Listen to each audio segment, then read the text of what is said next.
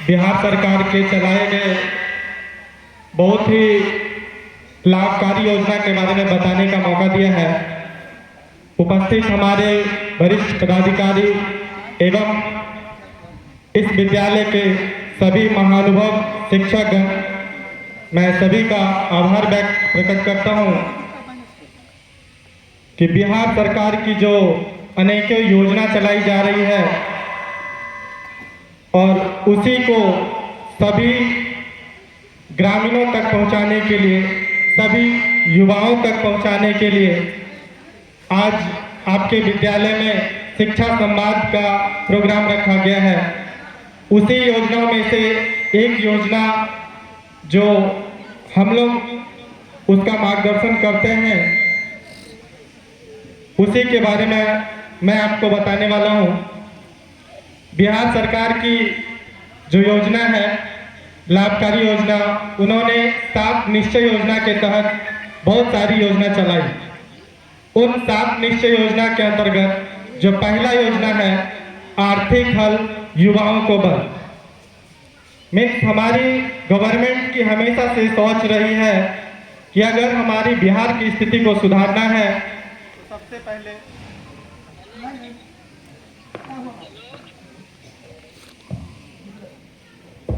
हमारे बिहार की स्थिति को सुधारना है तो सबसे पहले युवाओं को फोर्स देना होगा। इसी के सोच के साथ उन्होंने इस योजना का नाम भी रखा है, आर्थिक हल युवाओं को बल। मीन्स अगर बिहार की स्थिति सुधारनी हो, आर्थिक स्थिति सुधारनी हो तो युवा के प्रति बल देना पड़ेगा। और उसी योजना के अंतर्गत बिहार सरकार 3 योजना लेके आई है। मैं हर एक योजना के बारे में विस्तार से बताऊंगा और सभी उपस्थित अभिभावकों और उपस्थित विद्यार्थियों से भी अनुरोध करूंगा कि आज हमारा डिजिटल दुनिया है और अगर आप अपने आप को डिजिटल नहीं बनाते हैं तो आप नथिंग समझे जाते हैं। इसलिए इस योजना के अंतर्गत जो 3 लाभकारी योजना है, उनमें से सबसे पहले आपको डिजिटल साक्षर होने के लिए कुशल युवा प्रोग्राम का चलाया जा रहा है। आपके खैरा ब्लॉक में टोटल 5 सेंटर प्रशिक्षण देती है और आपके नज़दीक में भी 2 सेंटर है, एक मांगो बंदर और दूसरा एक हरदी मोड़। उसमें आपको बेसिक कंप्यूटर से लेके व्यवहारिक ज्ञान और भाषा कौशल की प्रशिक्षण दी जाती है और ये प्रशिक्षण मात्र 3 महीने की है और इतने अच्छे से मॉड्यूल किया गया है एक महाराष्ट्र की कंपनी MKCL के द्वारा कि अगर आप इसका मॉड्यूल देखेंगे तो पता चलेगा कि आज के डेट में डिजिटल टेक्निकल सीखना कितना आसान हो चुका है। आप बहुत ही आसानी तरीके से 3 महीने में प्रतिदिन 4 घंटे की ट्रेनिंग लेकर आप एक आत्मनिर्भर युवा बन सकते हैं। और इसके साथ साथ आपको बिहार गवर्नमेंट प्रशिक्षण के साथ साथ अगर आप टेक्निकल कुछ पढ़ाई करना चाहते हैं तो पढ़ाई के लिए आपको बिहार सरकार स्टूडेंट क्रेडिट कार्ड देती है। उस स्टूडेंट क्रेडिट कार्ड में आपको मैक्सिमम 4 लाख का लोन दिया जाता है।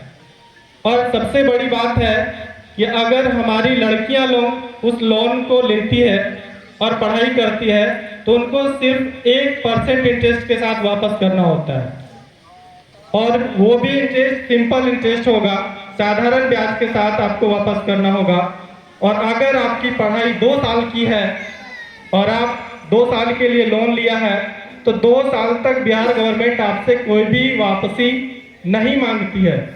विदाउट गारंटर आपको लोन भी देती है और कोई भी गारंटर ना होते हुए भी आपको पढ़ाई के दरमियान कभी भी नहीं बोला जाता है बिहार गवर्नमेंट की तरफ से कि आप लोन को वापस करें। पढ़ाई कंप्लीट होने के बाद 6 मंथ और भी आपको टाइम दिया जाता है कि आप कुछ भी जॉब ढूंढिए। ढूंढने के बाद अगर फिर भी 6 महीने के बाद भी आपको जॉब नहीं मिलता है तो आपको DRCC में जाके शपथ पत्र देना होता है और आपको उस टाइम तक गवर्नमेंट कोई भी नोटिस नहीं करती जब तक आप कहीं भी रोजगार नहीं करते हैं। और जब आप रोजगार करने लगते हैं तो आपको 84 किस्त में, उसको 84 किस्त में जो भी आपने लोन लिया है उसको वापस करना है थोड़ा थोड़ा करके। और इसमें टोटल 47 कोर्स है। बिहार या फिर बिहार के अदर स्टेट के भी कॉलेज इसके साथ टैगिंग है। आपके युवा, आपके बच्चे अगर कुछ टेक्निकल कोर्स करना चाहते हैं, पॉलिटेक्निक या फिर लड़कियां लोग पैरामेडिकल, ये सारी कोर्सेज करनी चाहती है तो आप लोन लेके आसानी से कर सकते हैं। बिहार गवर्नमेंट ये अब एक्सक्यूज हटाती है कि हम मध्यम परिवार से हैं, हम गरीब परिवार से हैं, पढ़ने के लिए सक्षम नहीं है, इसके लिए इतना अच्छा सुविधा दी है। और तीसरा जो है SHA मीन स्वयं सहायता भत्ता। अगर कोई वैसे विद्यार्थी हैं जिन्होंने 12th के बाद अपना पढ़ाई छोड़ दिया है और उनका उम्र 20 से 25 साल है, तो उनको बिहार गवर्नमेंट 3 महीने की प्रशिक्षण के साथ साथ प्रति महीना उन बच्चे को 1000 रुपया उनको स्वरोजगार ढूंढने के लिए सहायता के रूप में प्रदान करती है। इतनी अच्छी योजना बिहार गवर्नमेंट चला रही है और हमारे गांव के लोग या फिर हमारे आसपास के बच्चे बच्चियां इस योजना से लाभान्वित नहीं हो रहे हैं, जिसके कारण आज आपके विद्यालय में शिक्षा संवाद रखा जा रहा है। हर एक योजना के प्रति आपको जागरूक किया जा रहा है। आपके के पाठक के स्तर पे आने से आपके विद्यालय में अब शिक्षक की कमी नहीं है। अब सभी अभिभावकों से अनुरोध है कि आप अपने बच्चे को